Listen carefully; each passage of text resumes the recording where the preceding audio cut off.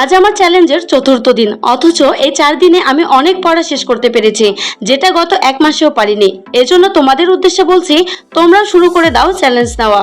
যারা আমার মতো অলস আছো, তোমাদের সত্যি অনেক উপকার হবে। আজকেও অ্যালার্ম বন্ধ করে ঘুমিয়ে পড়েছি।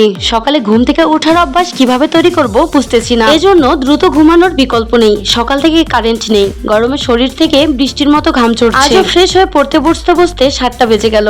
অনেকদিন যাবত ম্যাথ করা হচ্ছিল না, তাই সকালে উঠেই ম্যাথ করতে বসে গেলাম। ম্যাথ করতে ভালোই লাগে, কিন্তু শুরু করাটাই আমার জন্য চ্যালেঞ্জিং। মাঝে মাঝে আফসোস হয়, কেন নিজেকে এভাবে ঠকাচ্ছি সময় অপচয় করে।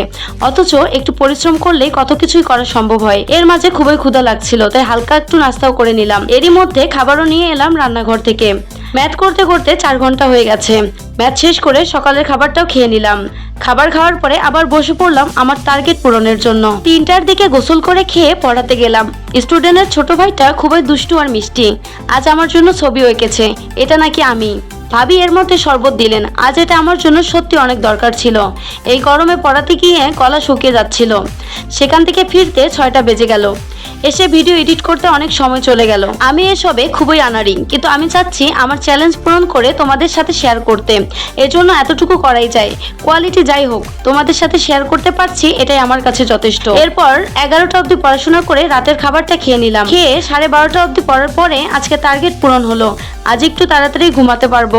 কাল দেখা হচ্ছে। Good night.